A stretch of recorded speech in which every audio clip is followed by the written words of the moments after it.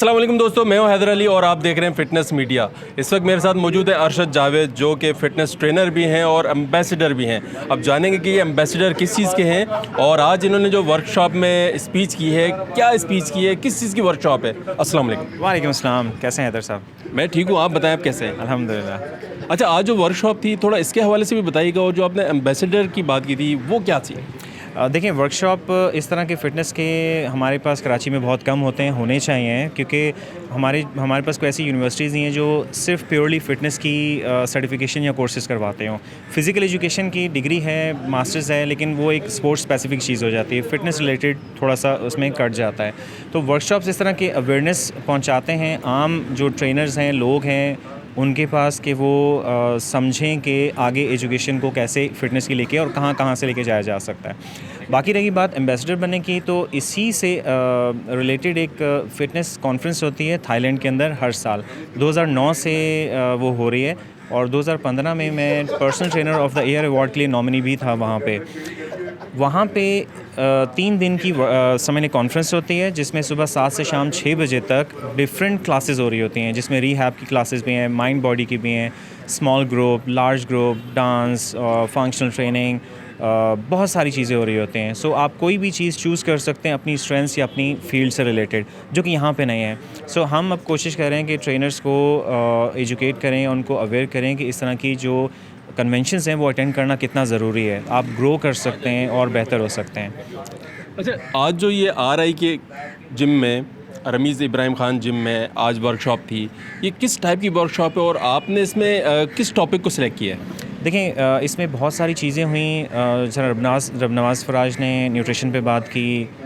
दूसरे कई ट्रेनर्स हैं जिन्होंने मोटिवेशनल स्पीकर थे, उन्होंने मोटिवेशन के बारे में बात की। इसी तरह मेरा जो पार्ट था वो फंक्शनल ट्रेनिंग था, कि कोई आम इंसान की फंक्शनैलिटी क्या है, वो कैसे मूव करता है, उसकी रोज़मर्रा की रूटीन में क्या क्या चीज़ें हो रही होती हैं और उसके लिए वो किस तरह से फ़िट हो सकता है। जैसे आपकी जॉब है, आपको ऑब्वियसली पहाड़ों पे भी जाना पड़ता है, बाज़ दफ़ा दरियाओं के पास जाना पड़ता है, बिल्डिंगों पे चढ़ना पड़ता है, बहुत सारी जगहों पे फ़ोटोग्राफ़ी और चीज़ों के लिए जाना पड़ता है। सो आपकी स्ट्रेंथ के लिए आपकी मोबिलिटी बेहतर होना ज़रूरी है। नहीं होगी तो आपको इंजरीज़ होंगी और आप मोबाइल नहीं हो सकते। सो आपकी मोबिलिटी किस तरह इम्प्रूव की जा सकती है, वो मेरा टॉपिक था।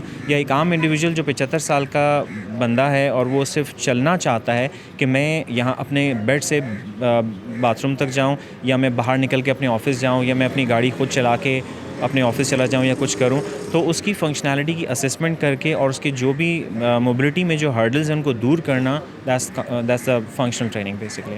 अच्छा, चूँकि अब लोगों को मालूम नहीं है, उनको इल्म नहीं है कि ये फंक्शनल ट्रेनिंग होती क्या है, मतलब क्या ये डंबल के ज़रिए की जाती है, विदाउट वेट की जाती है, या ये क्या तरीका है इसका।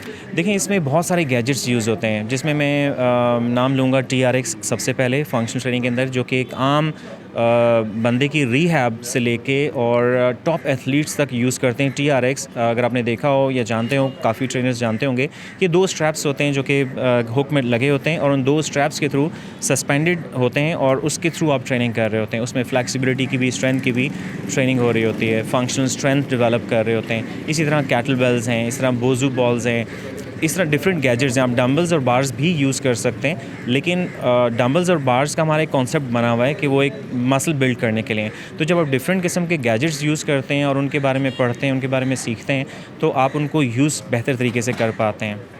अच्छा, जैसे आप अभी वर्कशॉप में भी बता रहे थे कि भाई फंक्शनल ट्रेनिंग बिल्कुल डिफरेंट होती है, बॉडी बिल्डिंग एक अलग चीज़ होती है, लोग आते हैं 2-3 महीने करते हैं और चले जाते हैं, जबकि फंक्शनल ऐसी है जो बंदा ज़िंदगी भर करता है। तो ये क्या, मतलब कैसा है।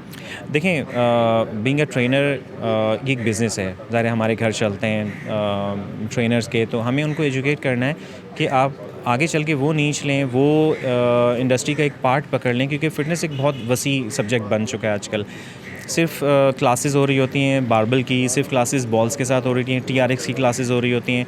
तो इंडस्ट्री में दुनिया भर में क्या हो रहा है आपको पता होना चाहिए, और आपकी स्ट्रेंथ्स क्या हैं। जैसे एक शख्स की फ्लेक्सिबिलिटी बहुत अच्छी है और वो देर तक स्ट्रेच करना पसंद करता है, तो वाई डोंट ही और शी जॉइंस योगा या पाइलॉक्सिंग या पिलाटेस जो डांस करना चाहते हैं वो जो डांस की डिफरेंट इंटरनेशनल ब्रांड्स हैं जैसे जुम्बा है, पाइलॉक्सिंग है, उस तरह की चीज़ों की तरफ चले जाते हैं।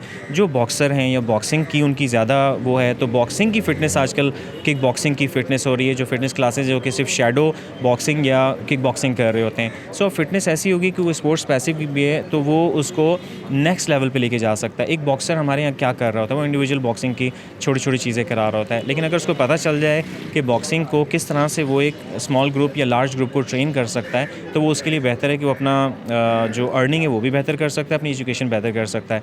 लेकिन उसके लिए उसको समझना ज़रूरी है कि ये कहाँ से इस चीज़ को वो सीखे, कि कहाँ से बॉक्सिंग को म्यूज़िक के साथ कनेक्ट करे या किसी भी जो मूवमेंट्स है उसको किस तरह से डिज़ाइन करे कि वो पूरी क्लास 1 घंटे की कर सकें।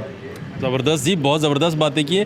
आपको एक चीज़ और बताते चलूँ कि अरशद साहब ने मास्टर फिज़िक के अंदर भी गोल्ड मेडल जीता है, वो ज़रा बताएं वो क्या है और किस ईयर में आपने जीता? जी, मैंने 2016 में न्यूजीलैंड में IFBB न्यूजीलैंड का एक कंपटीशन होता है, उसमें मास्टर्स क्लास कैटेगरी में मेंस फिज़िक में मैंने गोल्ड मेडल लिया था।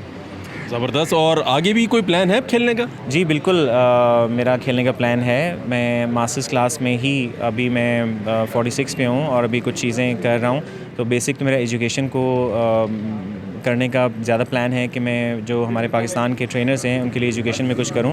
उसके बाद साथ साथ में अपनी फ़िटनेस को इम्प्रूव करने के लिए इस तरह की कंपटीशन ज़रूर करूंगा इंशाल्लाह। हमारी दुआएं आपके साथ हैं। तो दोस्तों इसी के साथ हमें इजाज़त दें, मिलेंगे नए दोस्तों के साथ नए एपिसोड के साथ, तब तक के लिए अल्लाह हाफिज़।